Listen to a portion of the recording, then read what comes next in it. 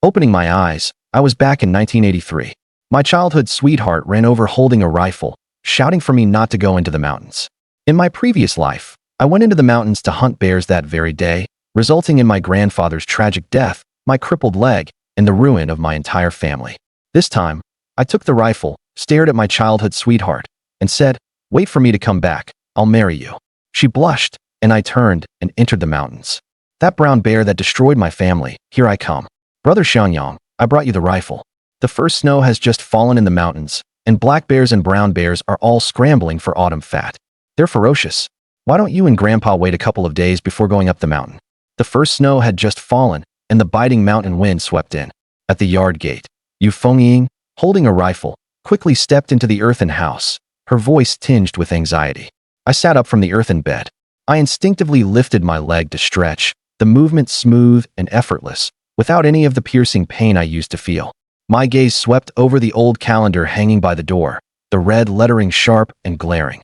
October 17th, 1983, the 12th day of the 9th lunar month. In an instant, countless fragmented bloody images surfaced. In my previous life, on this very day, I took this Mosin-Nagant rifle and urged Grandpa to go into the mountains to hunt bears, wanting to take bear bones and kneecaps to soak in wine, to treat my father's chronic rheumatism and lame leg. But we were ambushed by a brown bear with cubs. Grandpa was buried in Nangu. The loyal hunting dog Songyun died beside him. I was crippled for life, and my whole family fell into the abyss. After Grandpa died, my father's hair turned white overnight, and he didn't survive the winter of 1987 before passing away. My mother fell ill from overwork and followed him the next year. And because I was crippled and felt inferior, I pushed away the childhood sweetheart who loved me, raised my younger siblings alone, guarded the empty old house, and regretted it for life. My fingers unconsciously clenched, cold sweat soaking my whole body. So it wasn't a nightmare. I really have been reborn, back before all the tragedies happened. Yu Fengying saw me silent for a long time, her cheeks slightly flushed. She secretly glanced up and happened to catch me without clothes. She quickly covered her eyes and whispered a scold. "Pervert." The crisp voice woke me up. At the door of the house, a familiar figure leaned gracefully. The girl was tall, about 1.7 meters tall, wearing a coarse cotton padded jacket on top and woven cloth trousers with a few patches on the bottom. Yu Fengying. This was the childhood sweetheart I had pushed away in my previous life and missed for a lifetime. How wonderful. Everything can still be saved. I quickly put on my clothes, took the rifle, pulled the bolt, and aimed around the room. Water Link, also known as the Mosin-Nagant rifle. This rifle was Grandpa Yu's treasure. In early 1946, Grandpa and Grandpa Yu obtained it through friendly competition from the Russians. Each old man got one and has used it ever since. The fact that Yu Fengying gave me this rifle was enough to prove that I was Grandpa Yu's recognized grandson-in-law. In my previous life, I took this rifle into the Nanga forest and ended up with my family destroyed. In this life, I will use this rifle again to hunt the brown bear. I stared intently at the girl before me, my tone extremely solemn. "Fenger, after I return from the mountains with Grandpa, I'll come to your house to propose." Yu Fengying froze completely, her face turning bright red. She hurriedly lowered her head, her fingers unconsciously twisting the hem of her clothes, and after a long time squeezed out a word. "Brother Xiangyang, be careful in the mountains. Fenger is waiting for you to come back safely and marry me." After saying that, she secretly glanced at me, unable to suppress the smile on her lips, then turned and ran away. I think this marriage is a good one. When we get back from the mountains, I'll find a matchmaker to propose. A hearty laugh came, and Grandpa and Mother walked in, each carrying a large aluminum basin. Chen Xiangyang, a veteran of the anti-Japanese Allied forces, had a weathered face and sharp, murderous eyes. After the three sat down, Mother said worriedly, "Dad, Xiangyang, the first snow has just fallen, and the beasts in the forest are all coming out to forage for autumn fat. Why not wait a few days before going into the mountains?" Grandpa picked up a cornmeal pancake, took a big bite, and said vaguely, "We can wait, but your man can't. When Sean's old leg injury aches and swells piercingly when it gets cold, and he can't sleep at night. Bear bones and kneecaps are specifically for treating rheumatism and lame old injuries. This is the best time to hunt bears. If we miss this window, we'll have to go into the mountains in heavy snow to find dens, which is even harder. Don't worry, these old bones of mine are still sturdy, and Xiangyang has been learning for over a year. With 2 rifles, the 2 of us going into the mountains is foolproof." Mother wanted to say something more, but seeing the stubborn looks on both of them, she could only sigh. For the sake of the head of the household's leg injury, The two had to go into the mountains. They had to hunt this bear. After eating, I glanced at the clock. It was just past 6, a good time to go into the mountains. I put on my woolly shoes, wrapped my leggings, put on a canvas vest, wore sheepskin mittens, tucked the hunting knife at my waist, and carried the rifle and backpack out of the old house. As soon as I stepped out, Xiangyang immediately darted out from beside the woodpile. Its front paws gently rested on my pant leg. I raised my hand to soothe it, and it dropped back to the ground, circling around me, its big tail wagging rapidly. This was an adult Orichan hunting dog.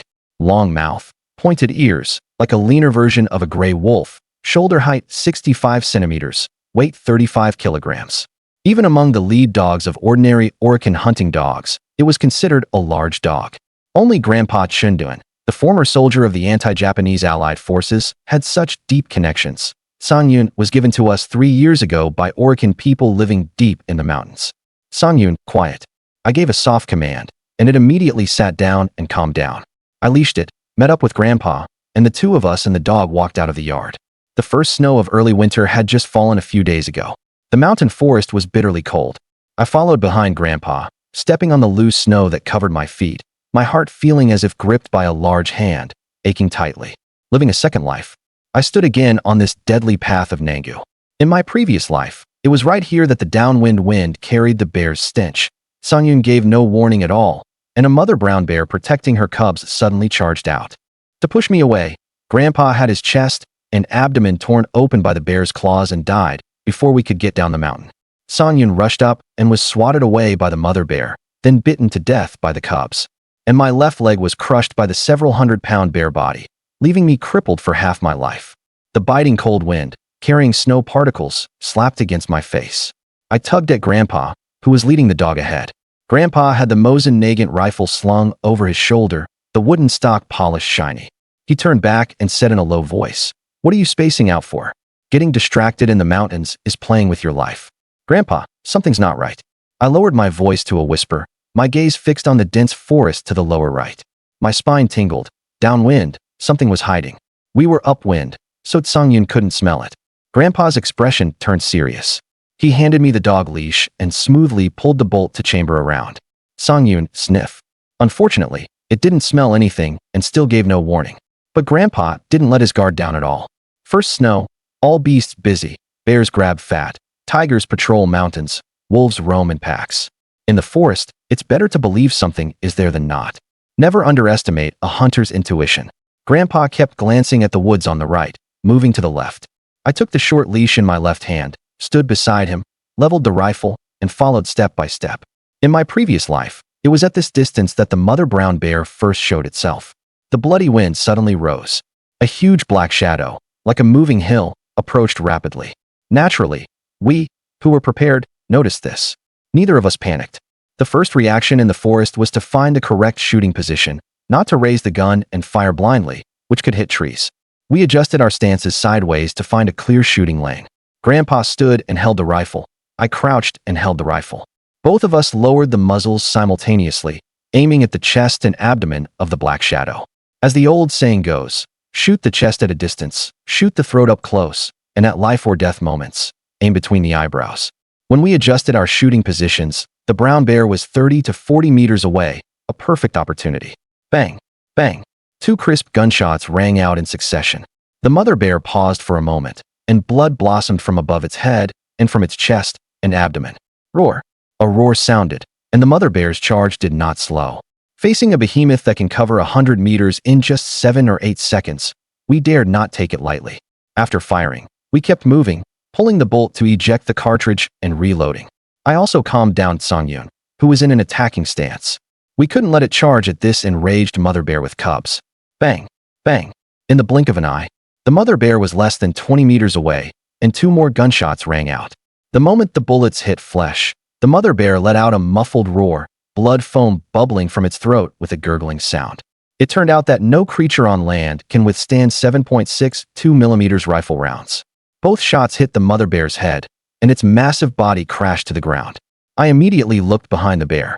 The half-grown cub, frightened by the gunfire, fled into the dense forest and disappeared in an instant. In my previous life, this cub had followed the mother bear in the attack. But this time the gunshots came earlier, and the cub, lacking hunting experience, ran away in fear. My body, tense the entire journey, suddenly relaxed, and my back was already soaked with cold sweat. A sourness rose in my throat, and the regret that had weighed on me for a lifetime mostly dissipated. Seeing that I couldn't catch up to the cub, I put down my rifle, drew my hunting knife, and was about to step forward when my grandfather stopped me. "Don't get too close. Bears often play dead."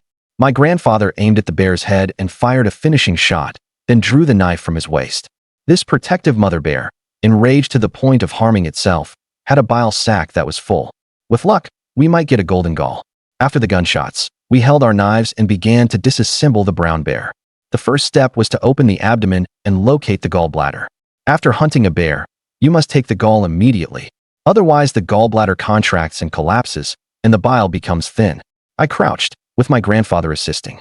First, I cut open the skin along the midline from the chest to the lower abdomen, pulled apart the chest cavity and internal organs, and carefully cut away the surrounding fat with the knife, then completely severed the gallbladder. First step done.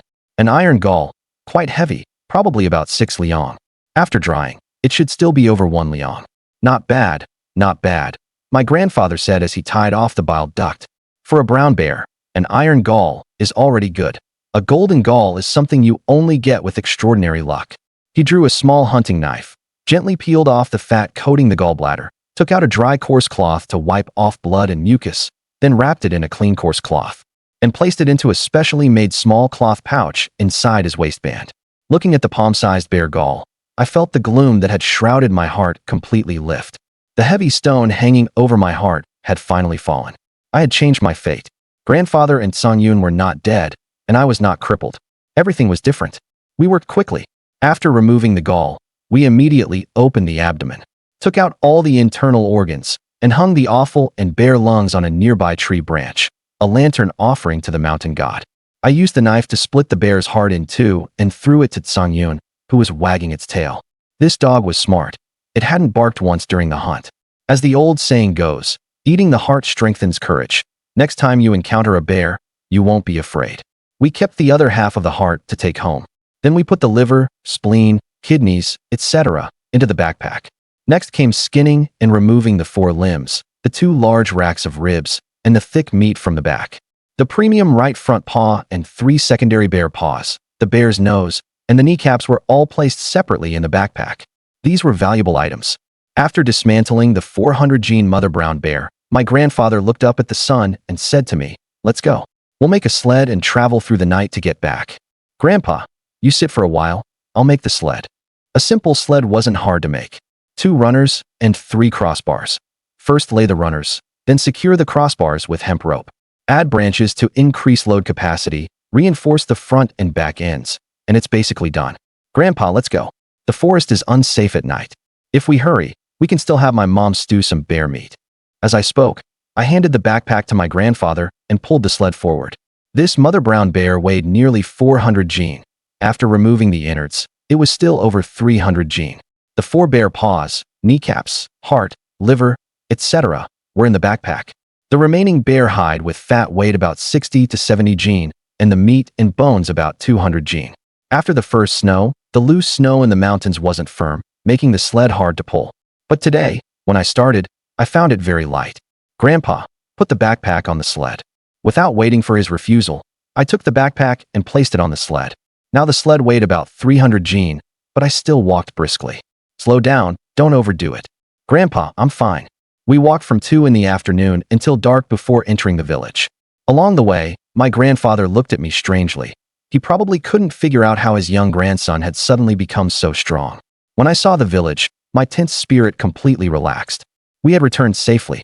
At this time of year, everyone was busy staying indoors. In 1983, the land had been contracted to households. Our family had 2 large mu per person for rations. My father, Chen Xiangyang, worked at the forestry station, but had retired due to injury, though he still belonged to the station's collective household and didn't occupy land. For ration land, my grandfather, my mother, and I were considered laborers, each allocated 2 mu. My younger brother and sister were twins, born in 1968, now 15.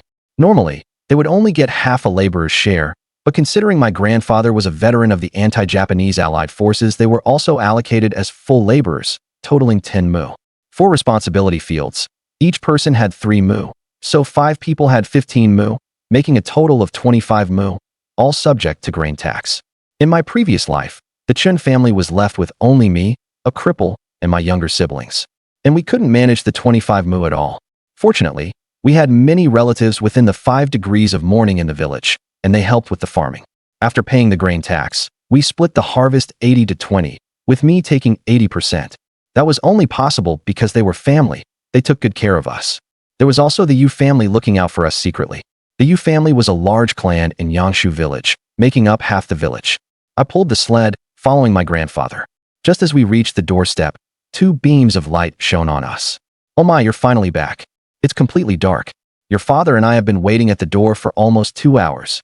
My mother, gripping an old-fashioned tin flashlight, quickly opened the courtyard gate to let us in, her words filled with undisguised fear. She walked up to my grandfather, looked him over, and seeing no injuries, sighed in relief. Then she came to me, patted my back as if to vent, and finally looked at the sled. "Oh my, such a big brown bear." She fell silent and began to sob softly. She knew full well why the grandfather and grandson had risked the mountains. My father, Chen Xiangyang, sitting on a bench, had a gloomy face, with a hint of self-reproach. I was about to smile and reply when I caught sight of my father's sullen expression and thought, oh no, he was blaming himself for his incompetence, for his injury forcing his 60-something father and his just-grown son to risk their lives in the mountains. I walked over to my father, crouched beside him, and said with a smile, "Dad, this trip went smoothly. Don't brood. Grandpa and I went bear hunting because your son is getting married. We hunted a bear as a betrothal gift, and we also got the kneecaps and bare bones to make medicinal liquor for you. Don't feel like a burden. You still have your carpentry skills. Your son is getting married. Shouldn't you make a set of new furniture? You little rascal," my father said with feigned annoyance. Though his leg was lame, he still had his trade. His eldest son was getting married, so it was right to make new furniture. That hit home and pleased him. But the first snow has just fallen, and all the beasts in the deep mountains are out foraging. Chen Xiangyang, you've got some nerve, dragging your grandfather into the mountains. He's in his late 60s, fought for over a decade, and is full of old injuries. If anything happened to you too, who in this family could bear it? The scolding was necessary. When hunting goes too smoothly, people lose their sense of caution. Hunters who don't respect the forest usually come to a bad end. I understood. My father was scared, and had been holding in his anger. He couldn't scold his father, couldn't scold his wife, so he had to scold me. At times like this, you can't be stubborn. It's not shameful to admit fault. Dad, I was wrong. I promise it won't happen again. As soon as I finished, my father's heavy palm landed firmly on my back with full force, making me stagger forward.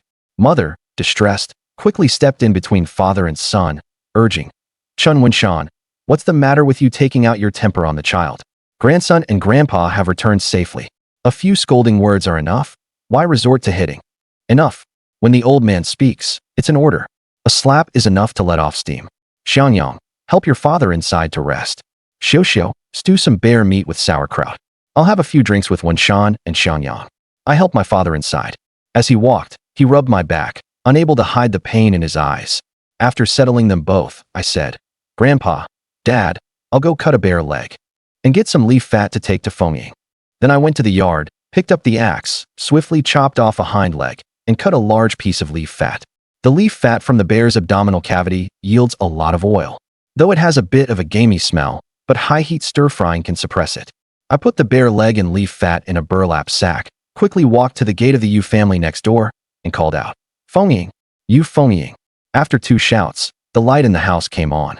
Yu Fengying, wearing a cotton jacket, trotted out, opened the gate, and let me in. I went into the mountains with Grandpa and hunted a brown bear, and brought some bear meat and leaf fat for your family. I said calmly, but my heart was in turmoil.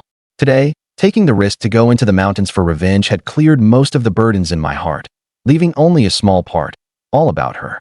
The Yu family had 5 large tiled houses, 3 of which were lit, with several figures leaning against the windowsills, all relatives and elders of the Yu family. Being watched by so many people made me very embarrassed.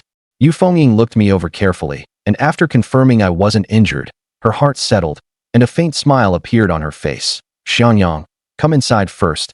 It's warm in the house." The cold wind howled at night. Seeing that she wasn't dressed warmly and was shivering, I felt a pang of concern and quickly said, "No, it's too late. You should go back quickly." Wait for me to marry you. Her eyes were full of reluctance, but it was indeed too late to let me in, so she could only softly agree. I handed her the burlap sack, and as she reached out to take it, I gently grasped her cold, delicate little hand, played with it for a moment, then chuckled and strode away, leaving her with a flushed face, staring blankly at my retreating figure. When I stepped into the house, my mother was carrying a large aluminum basin inside. She placed it on the Kong and set up the round table against the wall. Instantly, a rich, overpowering aroma of meat hit my nose, and my stomach uncontrollably growled. My first meal today was at around 5 in the morning, with a quick bite around 9 or 10 on the road, and nothing since. I had been holding out until now, and was starving. Soon, Grandpa came in, holding a bottle of Tieli Daka liquor. This is a local liquor from Tieli County, very popular in the forest area, and after the price increase this year, it costs 2 yuan and 20 cents. On the table, there was a large pot of bear meat stewed with sauerkraut, and beside it, a big basket of cornmeal cakes, giving off an enticing aroma. Mother placed a porcelain bowl and chopsticks in front of me, saying, "This bear meat needs to be soaked in ice water overnight, then blanched with spices to taste good." We didn't have that much time today, so we just soaked it briefly, blanched it, and stewed it directly. "Big son, have a taste and see if it's good." I didn't rush to pick up my chopsticks. First, I took the bottle, opened it, and poured wine for Grandpa, Dad, and Mom in turn, and finally for myself. Then, holding a cornmeal cake in my left hand and chopsticks in my right, I eagerly waited for the meal to start. Seeing my impatient look, Grandpa smiled, picked up his chopsticks, and took a piece of bear meat. My gaze then turned to my father beside me. After being stared at by me, my father snorted coldly, picked up his chopsticks, and also took a piece. At the same time, my mother took a bite. The next second, I took a big bite of the cake and my chopsticks flew. Watching me eat with gusto, Grandpa and Dad clinked their glasses and each took a sip, exchanging glances, both knowing the kid was starving. My mouth was stuffed with corn cake, and my chopsticks kept shoveling meat into my mouth. A growing boy can eat a poor man out of house and home. At this age, he really can eat. Mother sat beside me, watching me wolf down my food, and lovingly added 2 more large pieces of bear meat to my bowl, saying softly, "Slow down, there's more in the pot. No one's competing with you. Don't choke." Grandpa set down his wine cup and said to my parents, "After dinner, Xiangyang and I will go to sleep. We'll get up early tomorrow to go to town and sell the goods. This female bear can yield less than 200 jin of meat. We'll keep 50 jin at home, some to eat and some for the betrothal gift. The rest we'll sell in town tomorrow for the bride price. As for the bear hide, Wenshan and Xiao, please take care of it over the next few days. Once it's processed, we'll take it to town along with the next batch of game to exchange for money." "Okay, Dad. Leave it to me and Wenshan," Mother replied. Father asked doubtfully, "Dad, are you and Xiangyang going into the mountains again? Isn't it too dangerous?" He knew that processing a brown bear hide to the point where it could be sold takes at least 5 or 6 days in winter, requiring 3 steps. First scraping off the fat, then curing, and finally drying and shaping. If it were fully tanned, it would take at least a month. The supply cooperative doesn't accept hides tanned by hunters themselves. They only accept hides that have been dried and shaped. After dinner, the family went to their rooms to rest. Chen Xiangyang tiptoed back to his room. The Kong in the northeast was spacious. The Chen family's 3 large tiled houses were the savings of Grandpa's lifetime. His parents had 1 room. He, Grandpa, and his younger brother Chen Xiangyang, who was in the 2nd year of junior high, shared one. And his younger sister, being young, had a room to herself. In the room, Chen Xiangyang was already snoring loudly. Chen Xiangyang and Chen Xianglan both attended the first middle school of the Qingshan Township Forestry Bureau, in the 2nd year of junior high. The village was 4 kilometers from the town, and they walked back and forth every day, rain or shine. The previous evening, there had been a debate at the dinner table about going into the mountains, but Grandpa had the final say. His parents couldn't argue with Grandpa, so they could only repeatedly urge, "Don't go deep into the mountains. Hunt roe deer and wild boar, set traps, but don't provoke big animals like bears, tigers, or wolves. They're too dangerous."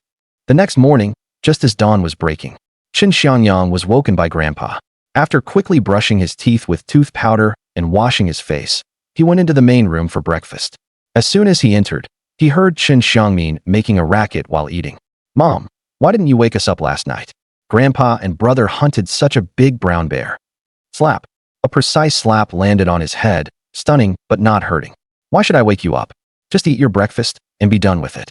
You're always so nosy. Are you a busybody?" Mother's eyes sharpened. Faced with mother's strong suppression, Chen Xiangyang dared not speak up. No, he didn't even dare to be angry, so he could only turn his grief into appetite and kept shoveling food into his mouth. When Chen Xiangyang walked into the main room, mother's face broke into a smile. Big son, you're awake. Hurry up and eat breakfast, then go with your grandpa to borrow a horse cart, and take these two little ones to school on the way. Chen Xiangyang responded and sat down. Looking at his gentle sister and his brother with darting eyes, he casually slapped Chen Xiangyang on the shoulder and said, "Your task is to study hard and try to get into college. Especially you, Chen Xiangyang. Don't let me find out you're thinking about hunting, or I'll make you taste my fist the size of a sandbag." "Got it, big brother," his sister said softly. Chen Xiangyang, on the other hand, was a bit unconvinced but didn't dare to speak. Seeing Chen Xiangyang raise his hand, he reluctantly agreed. He didn't dare challenge the authority of the eldest son, because Chen Xiangyang would really beat him up. After the family finished breakfast, Chen Xiangyang carried 2 jean of bear meat and followed Grandpa to the west end of the village. This was a small compound with rammed earth walls, its gate open. It used to be where the village kept livestock, and it housed an elderly relative of a martyr with no children. People his age called him Old Zhang, while the children called him Grandpa Zhang. All 4 of his sons had died in war, and the county and town always included him in their annual condolences. He used to tend the livestock for the village, earning full work points, and during the lottery, he drew a northeast draft horse. This horse is a hybrid bred from Mongolian horses, with great strength, a large frame, and it can still pull carts in temperatures as low as -30 or 40 degrees Celsius. It's sturdy and durable.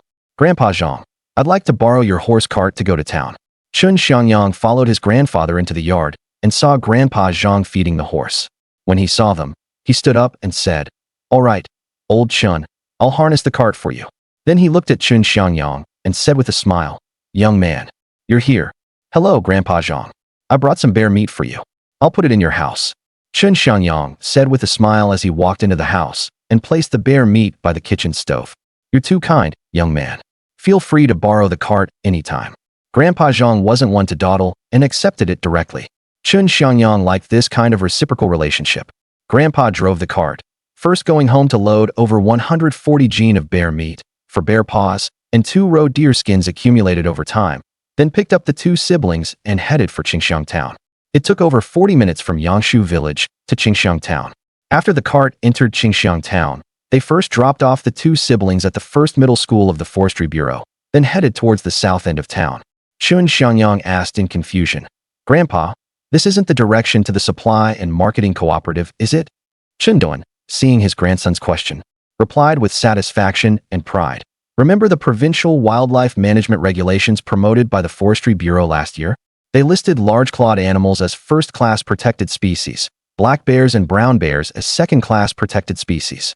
First-class animals cannot be hunted, second-class can be hunted in a planned manner, and third-class and economic animals can be hunted. The supply and marketing cooperative doesn't accept bear meat, and bear paws fetch low prices. Selling to private individuals can easily be labeled as speculation and profiteering, which is risky. You've grown up now, so it's time for me to introduce you to the connections we've built." Chen Xiangyang pondered. This direction should be towards the Qingxiang Town Forestry Bureau. At that time, the Forestry Bureau was very powerful, running parallel to the local government with independent finances and independent security. The director of the Forestry Bureau completely ignored the town government leaders. They were not in the same system and couldn't influence each other. The cart traveled less than 10 minutes before arriving at a large compound, at the entrance of which hung a sign reading Heilongjiang Province, Qingxiang Forestry Bureau. The adjacent outer wall was painted white, with a slogan reading, "Forest Fire Prevention, Everyone's Responsibility, Safe Production." "Here you are, Master Chen." The door of the guardroom opened, and a thin old man wearing a general's overcoat came out. Chen Dun jumped off the cart, took out a pack of grape cigarettes from his pocket, tossed it into the old man's arms, and said with a smile, "Old Yang, this is my grandson, Chen Xiangyang. From now on, all our mountain products will be delivered by him. I'll have to trouble you often." The thin old man waved his hand and replied with a smile, "Young man, feel free to come anytime, and chat with me if you have nothing to do. Your grandfather and I are sworn brothers, so don't be shy." Chen Xiangyang suddenly understood. His grandfather really had a wide network of connections. Just from the coat this Grandpa Yang was wearing, he knew he wasn't an ordinary person. Moreover, He vaguely remembered that when his grandfather's funeral was held in his previous life, several old men came to pay their respects. Grandpa Yang seemed to be one of them. "Don't worry, Grandpa Yang. I'm never one to stand on ceremony. I'll be bothering you often from now on." As he spoke, he pulled out the knife from his waist, cut off 5 gene of bear meat, jumped off the cart, carried the meat into the guard room, and placed it on the pitted pine wood desk. "I just hunted it yesterday. Let you have a taste." "You're too kind, young man." It seemed the two old men had a really good relationship. They accepted it without any refusal. Outside, Chen Xiangyang looked on with gratification. His eldest grandson had grown up and knew how to maintain relationships. "All right, old Yang, I won't keep you. We're heading in now." With that, he called Chen Xiangyang onto the cart, drove into the compound, and headed straight for the auxiliary building on the right. As they walked, he began to explain. "Xiangyang, the main building is for offices. The auxiliary building we're going to is the territory of the commercial section, also called the foreign trade section. It doesn't accept mountain products from ordinary people, only from hunters who hold hunting licenses and gun permits and cooperate with the Forestry Bureau, or from Bureau employees' families. Selling mountain products here is safe, pays well, and helps build connections." Chen Xiangyang knew this. In some places, the Forestry Bureau was so powerful that the local government had no say. After all, they were two different systems, and the Bureau issued purchase receipts, which were legal, reasonable, and safe. The cart stopped by the auxiliary building's entrance. The grandfather and grandson jumped off, unloaded 2 large baskets containing bear meat, for bear paws, and 2 roe deer skins, and each carried one on their backs into the auxiliary building. This was a 2-story brick and wood building, comparable to the town government building.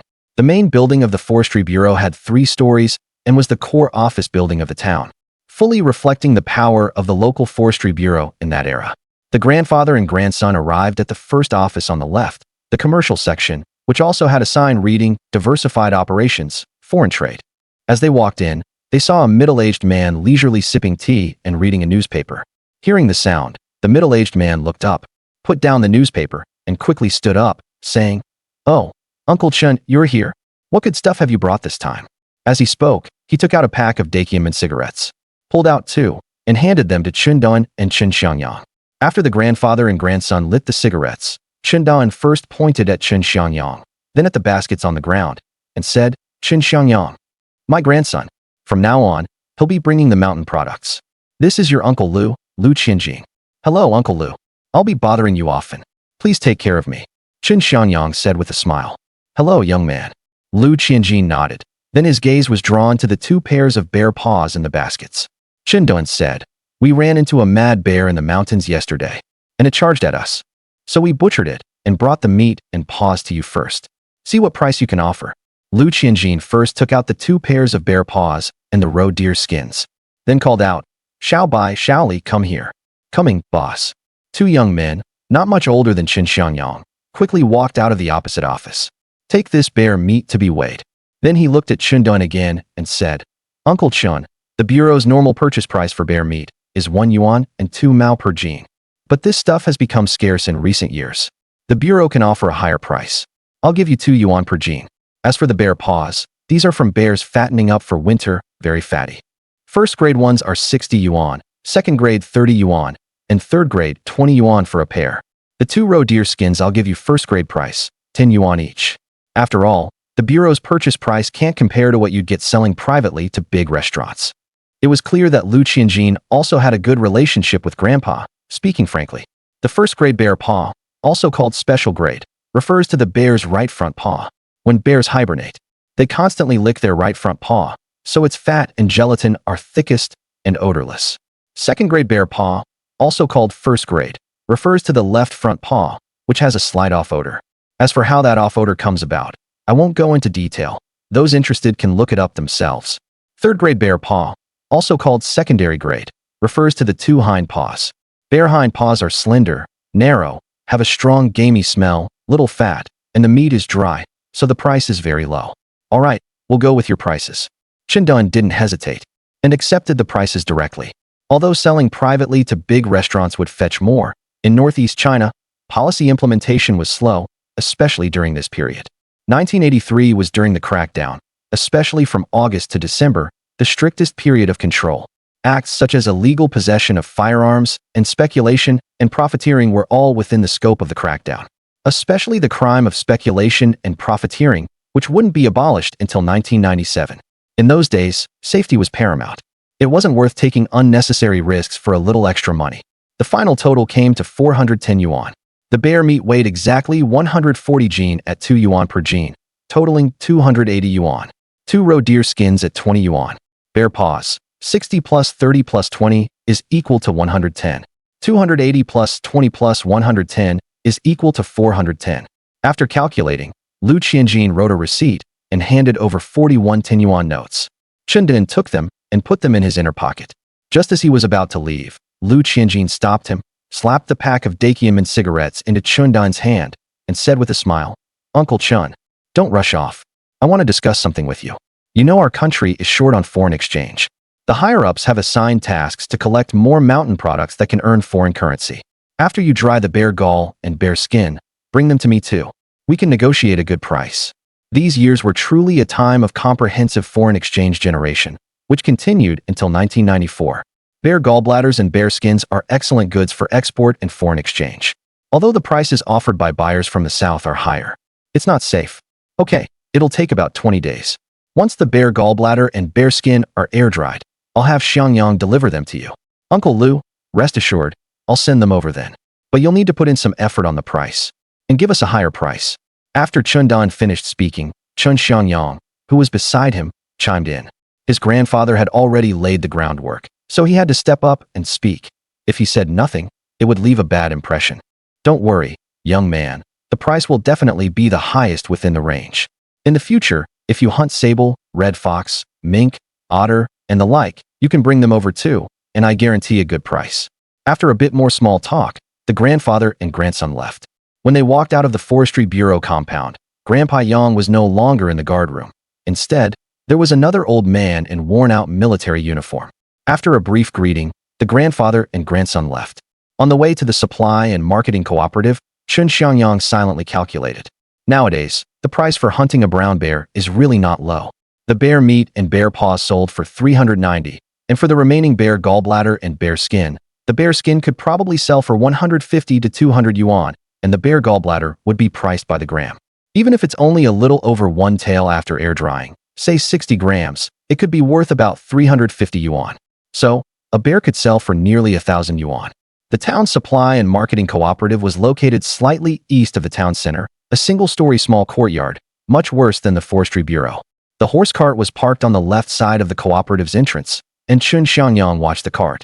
Chen Dan walked into the cooperative and soon came out carrying a coarse-glazed earthenware wine jar, which could hold at least 20 to 30 jin of wine. He placed the wine jar on the cart, covered it with a cotton quilt, then jumped onto the cart and said, "With this wine and the medicinal herbs left at home, I can make bare-bone wine for your dad to drink. Part will be used for soaking wine, and part will be ground into powder for consumption. It's good for strengthening bones and muscles. You should also have some to avoid rheumatism." He then took out a 10 yuan note from his pocket and handed it to Chen Xiangyang, saying, "Go and look around. Buy whatever you want, and don't forget to get something for your mom and Xiaofeng. I'll feed the horse in the meantime."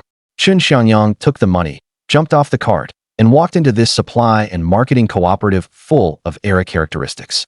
In his previous life, from yesterday onward until his younger siblings graduated from college, he had never been to a supply and marketing cooperative, feeling inferior due to his lame leg and poverty. This was his first time after being reborn, and it felt quite nostalgic. But after walking around, he found that the variety wasn't very large, perhaps because it was a town-level cooperative. In the end, he bought 4 boxes of onesie qianhong, costing 1.68 yuan, a black plastic hair clip, a card of tin for 0.12 yuan, a cloth hairpin for 0.35 yuan. These 2 items cost a total of 2.15 yuan. He kept the remaining 7.85 yuan for himself. As the eldest son, Chen Xiangyang would inevitably have to support his parents and take care of his younger siblings in the future. Moreover, based on his past life experience, his siblings were not ungrateful. In his previous life, after graduating from college, they entered the civil service and business respectively, both achieving considerable success, and he, as their elder brother, benefited quite a bit. Of course, by then, Chen Xiangyang had become disheartened and exhausted, and he took many things very lightly. Even when his sister bought him a villa in the city, he refused to live there, choosing to stay alone in the old house for the rest of his life. Just as the grandfather and grandson were driving the horse cart back, a group of unemployed youths had gathered at the village entrance's supply point, small store, in Yangshu village. Due to the special time, coinciding with the 1983 crackdown, many village youths dared not go to town to fool around. These people, bored at home during the winter, all gathered at the supply point to play cards, play chess, and brag, with cigarettes dangling from their mouths. Next, stiff, puffing smoke, and looking askance at others, acting as if they were the top dogs. Such people were common in the village, ambitious but incompetent, self-important. And Chen Xiangyang was the topic of their conversation today. I heard that Chen Xiangyang and his grandpa went into the mountains and hunted a brown bear. Wow, that bear was huge. This morning, his grandpa went to Uncle Zhang's to borrow a horse cart and took it to town to sell. They must have made a lot of money. At that moment, one of them was saying while playing cards, "He's impressive, but only because he has a good grandpa. In our village, when it comes to hunting, it's Grandpa Chen who's the best. Among all the hunters in our village, only Grandpa Chen is considered a top gun. As for Chen Xiangyang, not to belittle him, but he's only been learning from Grandpa Chen for a year.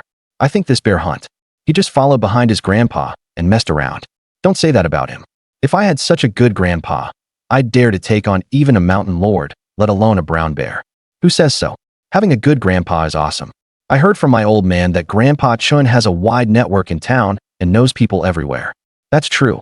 I've also heard from my old man that Grandpa Chen was a former member of the anti-Japanese United Army, and later their unit was incorporated. After the founding of the country, many of his former comrades became high-ranking officials. Oh my, why is there such a sour smell? It seems there are a bunch of jealous people. What? Envious that Brother Xiangyang can go hunting with his grandpa?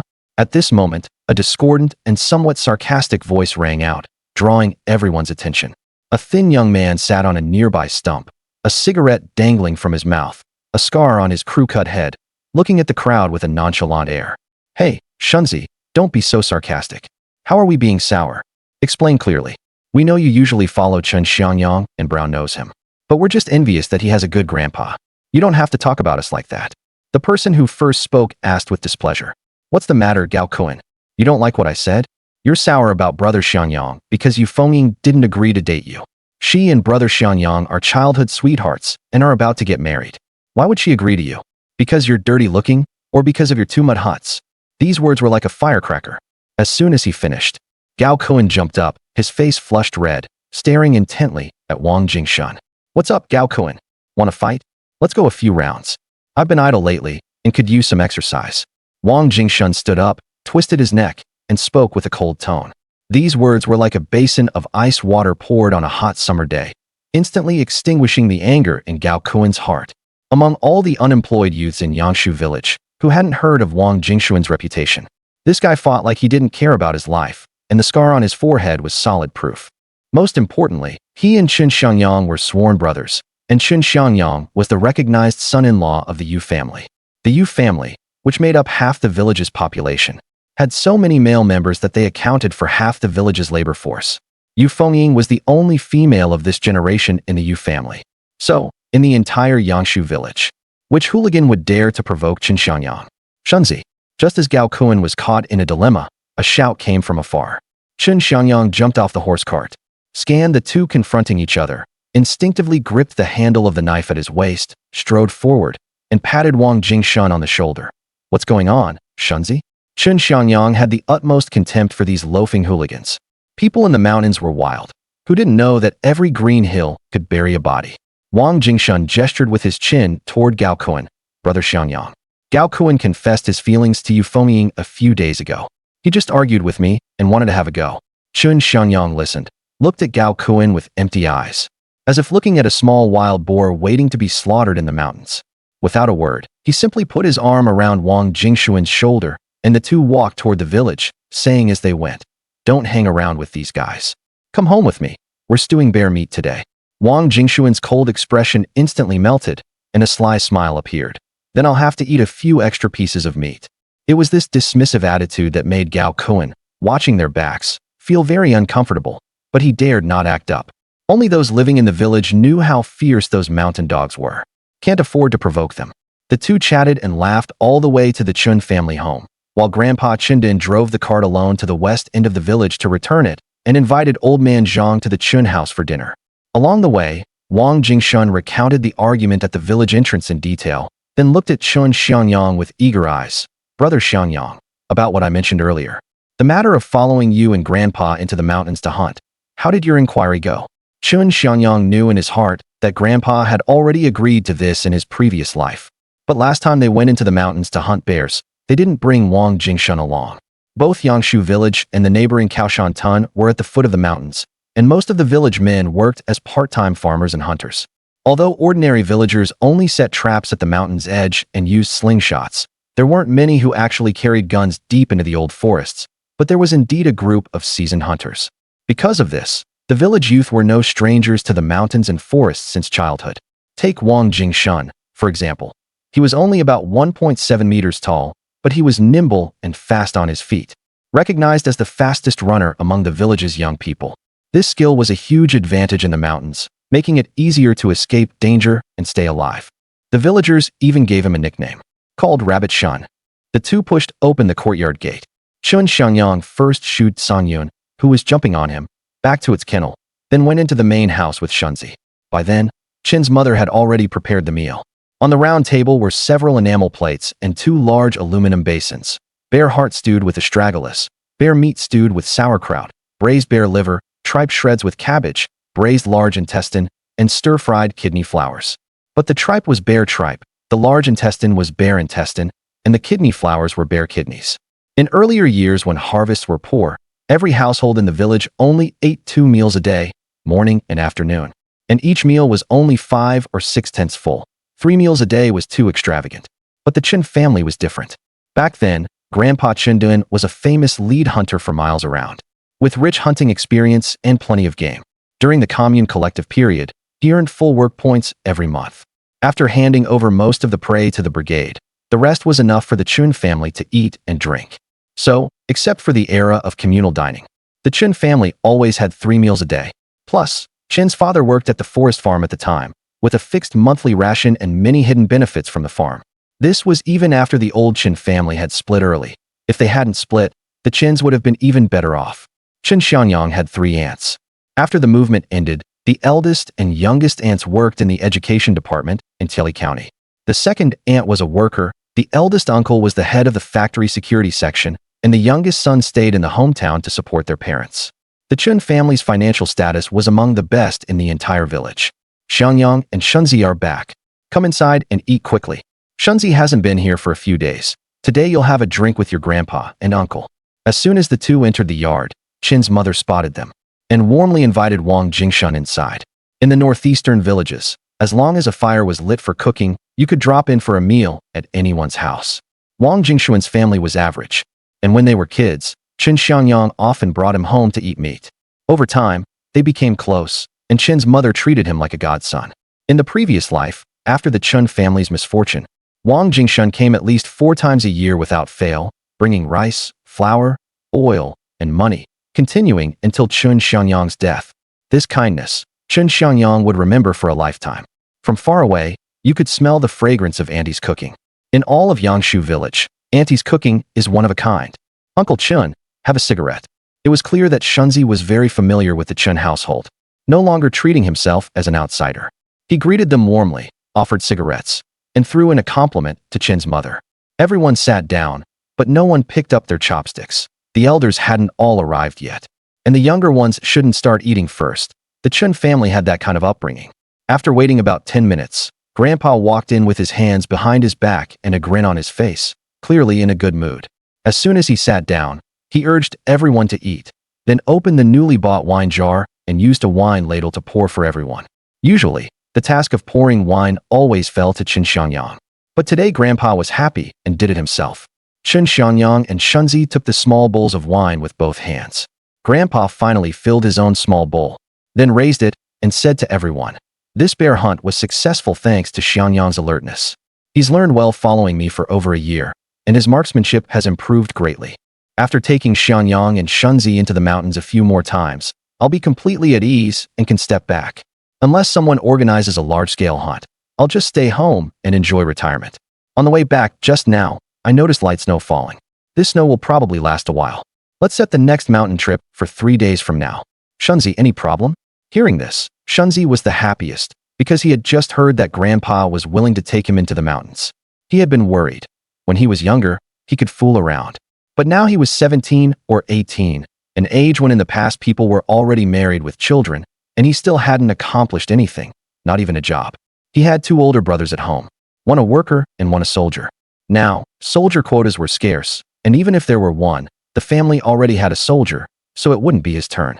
Now that Grandpa was willing to take him into the mountains, this was great news. He quickly promised, "Grandpa Chen, being able to go up the mountain with you is my blessing. I'll do my best." After eating and drinking their fill, Shunzi happily went home to share the good news. Chen Xiangyang returned to his room, lay down, and watched the snowflakes falling outside the window as he drifted off to sleep. The light snow fell all day, followed by half a day of heavy snow. For these 3 days, Chen Xiangyang did nothing but eat and sleep, feeling like his body was rusting. The next day, Chen's mother went out to find a matchmaker. Chen Xiangyang didn't think it appropriate to get involved, so he let his mother handle it. In He Province, most villagers sought matchmakers during this time, hoping to marry before the new year and celebrate the spring festival together. 3 days later, early morning, it was the day to go into the mountains. When Chen's mother called Chen Xiangyang to get up, he found that Shunzi had already arrived, fully equipped as a hunter, leggings, jacket, a hunting knife and slingshot at his waist, and a large backpack at his feet containing wire, coarse cloth, an aluminum lunchbox, and more. Nice gear, Chen Xiangyang praised with a smile. A hunter must be fully prepared when going into the mountains. It's a life-risking endeavor, no joke. It's okay, but I've never really practiced with a gun. At home, there's only an old single-shot rifle, like a fire poker, hard to use, so I didn't bring it. Shunzi said with a smile, scratching his head. What you need to do now isn't to carry a gun into the mountains right away, but to learn by following us. After 1 or 2 trips in the mountains, don't worry about the gun. Now let me tell you the rules for sharing the game from the hunt. 2 guns and 1 dog account for 3 shares. The 3 of us account for 3 shares. The game is divided into 6 equal parts, and you get 1 share. Any problem? Chen Xiangyang stated the standard distribution method. Almost all hunters going into the mountains use this distribution model. Guns, dogs, and people each take a share of the game.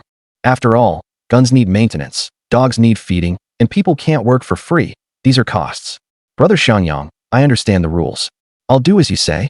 Just being able to follow Grandpa into the mountains is a blessing. I'd even do it for just food, no money needed. Chen Xiangyang waved his hand and said, let's stick to the rules. Going into the mountains is a life-risking livelihood. You can't do it for free. Let's go. Eat breakfast first, then feed the dog. Half full is enough, and then head out to Nangu. Every hunter has several fixed hunting grounds. In the year and more that Chen Xiangyang had followed his grandfather into the mountains, the farthest they had gone was to Pingdingshan, which took at least 3 or 4 days round trip and could only be done in winter. Going in summer, the heat would spoil the game. The 3 of them and the dog walked through the snowy forest, starting from Yangshu village and heading straight into the mountains to the north slope of Saipingshan. Then, traveling 10 kilometers south brought them to the place where they had hunted the female brown bear before, also the destination of this trip, Nanga Forest Farm. This area was very large, with rich ecological resources. The forest farm only occupied a small corner of Nangu. 15 kilometers further south from Nangu was Dakingshan, where ecological resources were even richer, with jackals, wolves, tigers, and leopards, everything. Hunters from the village rarely went there. From Dakingshan, about 70 kilometers of mountain road further south, led to the true, deep forests, untouched by humans.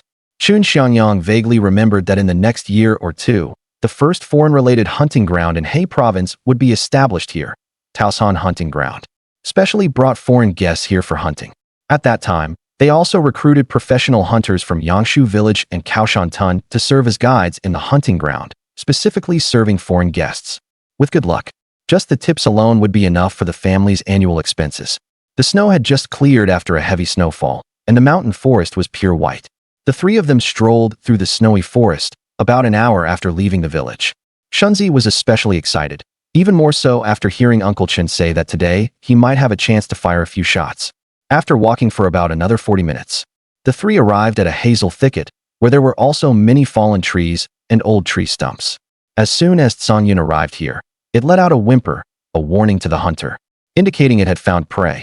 Judging by the frequency, it wasn't very large prey. Tsanyun was a head-up sniffer, and as a 4-year-old hunting dog, it could distinguish between hares, roe deer, wild boar, black bears, and other prey with one sniff, and would give different frequency warnings depending on the prey. Grandpa first raised his hand to calm Xiangyang, then pointed to the hazel thicket ahead and said softly, "Hares often appear here. They have keen hearing. I've been taking you downwind all along, to avoid being smelled or heard by the prey and scaring them off.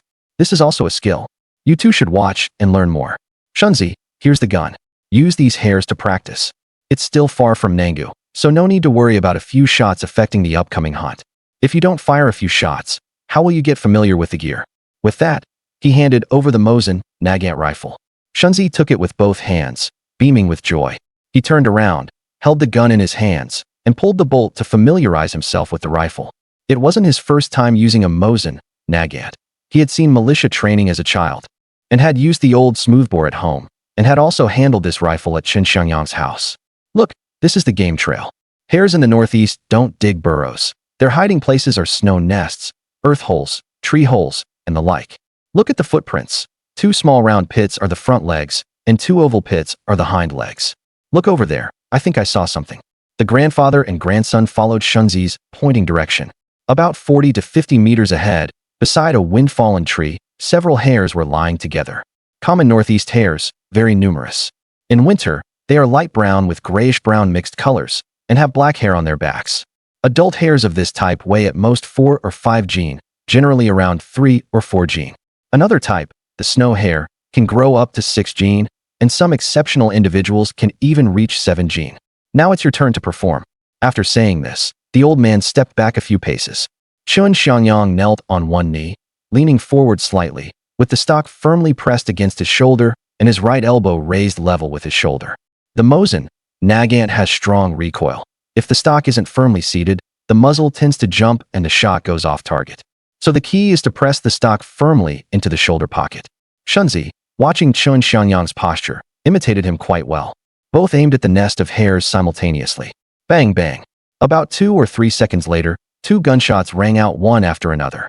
In the hare nest not far away, one hare's head exploded, and it suddenly fell to the ground. Chindan stood behind the 2, his gaze fixed on Chen Xiangyang, somewhat surprised. Using hares for practice was just to let Shunzi get a feel for hunting, and incidentally to test Xiangyang's marksmanship. With the power of the Mosin Nagant, hitting a hare within 50 meters would blow it apart, leaving nothing usable except the remaining meat. He didn't expect this brat to shoot so well, hitting the head directly, preserving a relatively intact body. "Brother Xiangyang, your marksmanship is amazing." Shunzi looked at Chen Xiangyang with some admiration. His own shot had gone wide, while Brother Xiangyang killed with 1 shot and hit the head at that. "What a gap. My marksmanship is just average. Grandpa's shooting is truly accurate. Within 30 to 50 meters, he can hit any target," Chen Xiangyang said with a smile. After the gunshots, all the animals in the area fled in panic. Chen Xiangyang walked over, drew his hunting knife, and dissected the hare. After opening the belly, he found that some internal organs were shattered. The remaining fur was no longer saleable, so he kept it for himself. When enough skins were accumulated, he could make gloves or something. Next, the old man let Shunzi fire 2 more shots to satisfy his craving, then took the gun and slung it over his back, leading the 2 southward to continue the journey. Along the way, he taught them the rules of the mountains. When entering the mountains in winter, there are 3 things not to pursue: startled game, solitary boars, and dense forests. Most of this was for Shunzi's benefit, but Chen Xiangyang also gained something. After all, in his previous life, his grandfather had been killed early by that brown bear, and Chen Xiangyang hadn't learned all the knowledge. The 3 of them and the dog arrived at Nangu at 11 o'clock in the morning. For lunch, they ate the flatbreads they had kept warm in their bosoms. In the mountains, you can't expect good food, just a quick bite. After eating, the old man led the 2 to a birch forest on the west side of Nangu. The terrain there was low-lying, a favorite place for roe deer to gather in winter, and roe deer often congregated there year after year. As soon as they entered the birch forest, Xiangyang suddenly stopped, lifted its head slightly, and kept twitching its nose. Then it faced north and gave 2 low barks, indicating it had found prey. Chen Xiangyang loosened the leash, and the 3 followed Xiangyang northward. After running not far, they saw a series of small heart-shaped hoofprints on the snow, the large ones about 7 or 8 centimeters. The small ones only 3 or 4 centimeters. Chen then crouched down, observed carefully, and then said softly, "Look at the hoofprints. The edges are clear, obviously freshly made. This is a group of roe deer, probably crouching in the depression ahead. Since we've found traces of roe deer, we can't let the dog go, or Xiangyang will chase them, making it inconvenient to shoot and easy to accidentally hit the dog. Also, Xiangyang can only focus on one target at a time, so the yield won't be high. The three and the dog slowly advanced along the game trail made by the roe deer, treading lightly, making no extra noise. Shunzi held Xiangyang at the rear. To prevent Xiangyang from barking, Chen Xiangyang temporarily wrapped its muzzle with coarse cloth. After circling for about 300 to 400 meters, they were at the highest point downwind, facing a slope. Less than 200 meters down the slope was a small thicket of young oak trees. In the center of the thicket were about 12 or 13 animals, a mixed group, generally meaning 2 or 3 roe deer families huddling together for warmth in winter. The young oak thicket consisted of small oak trees, at most 2 meters tall, somewhat dense, making shooting difficult. At that moment, the wind was blowing from the opposite hill toward the grandfather and grandson. The roe deer group was in the middle, and they were downwind. Otherwise, with the roe deer's sense of smell, on a windless day, they could detect them from 200 to 300 meters away. In such a difficult shooting situation, Grandpa and Chen Xiangyang had to take action. When hunting in the mountains, the prey is paramount. The two exchanged glances and aimed at their targets respectively. Grandpa, being more accurate, aimed at a male roe deer, while Chen Xiangyang aimed at a female. Xiangyang lowered its center of gravity, assuming a posture ready to attack. Bang bang. 2 gunshots exploded in the mountain forest, followed by a series of dog barks. At the moment of the gunshots, Shunzi released the leash, and Xiangyang dashed straight toward the roe deer group. Then, the sound of bolts being pulled rang out again. The grandfather and grandson fired their second shots almost without aiming, relying only on feel, raising the gun and firing. Bang bang. For consecutive gunshots stunned the 12 or 13 silly roe deer. They first stood frozen in place, then stretched their necks, rotated their ears, and kept twitching their noses. After smelling blood and hearing a series of barks, the white hair on their rumps flared up, and they nimbly ran deeper into the thicket. After running about 100 meters, they turned back to look again. Unfortunately, at the moment of the first round of gunshots, the leading male roe deer's head burst into a spray of blood. And not far from it, a female roe deer had a spray of blood below its shoulder blade. At the moment of the second round, a little farther from the 2 fallen roe deer, a female roe deer fell with a pierced heart, while another dragged its perforated belly and fled frantically. But since it was injured, it couldn't escape Xiangyang's pursuit. Soon, Xiangyang pounced on it and bit its neck. By the time the 3 arrived, the surviving roe deer in the forest had scattered in all directions. 2 rounds of gunfire yielded 4 kills. Although Chen Xiangyang's second shot was somewhat random, only piercing the roe deer's belly, it was still a decent achievement among the younger generation. After shooting the roe deer, the next step was bleeding and gutting. Shunzi took 2, Grandpa and Chen Xiangyang each took 1. First, they cut the carotid artery of the roe deer with a hunting knife, then skinned and gutted them. The skin was easiest to peel at this time. It would be difficult once frozen. The 3 worked quickly, and soon the roe deer skins were removed. Then came gutting, pulling out the internal organs and intestines with a splash. The 3 first hung the offal they wouldn't eat on a nearby tree branch as an offering to the mountain god. Then Chen Xiangyang cut off 2 roe deer livers and 1 heart. Xiangyang here. He tossed them to Xiangyang, who was wagging its tail nearby. This was a reward for the hunting dog. After following the hunter into the mountains and helping to hunt animals, it must be rewarded. Hunting dogs love animal livers the most, and hearts are second. What Chen Xiangyang cut off were their favorites. 2 livers and 1 heart weighed about 3 jin, enough for Xiangyang to have a full meal. Moreover, before entering the mountains, the dog was only fed half full, so that the dog would have aggression to hunt. After the hunt, letting the dog eat its fill meant no more hunting was needed. The harvest of 4 roe deer had already satisfied Chen Xiangyang. After processing, it was nearly 230. Chen Xiangyang estimated that the meat and bones weighed about 170 jin.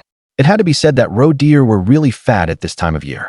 After finishing 1 roe deer, Chen Dan happily lit a cigarette, watching Chen Xiangyang feed the dog and Shunzi chop trees to make a sled. After finishing his smoke, he patted his butt and stood up, saying, "Good harvest. The smell of blood is spreading. It might attract wolves. Let's go back to the village." 4 roe deer, 1 male and 3 females, with over 100 jin of lean meat, but with bones, skin, and organs, it weighed over 200 jin. The 3 could carry it, but it would be too tiring. Making a simple sled to pull would save effort. The way back was harder than the way in because they had to take a detour.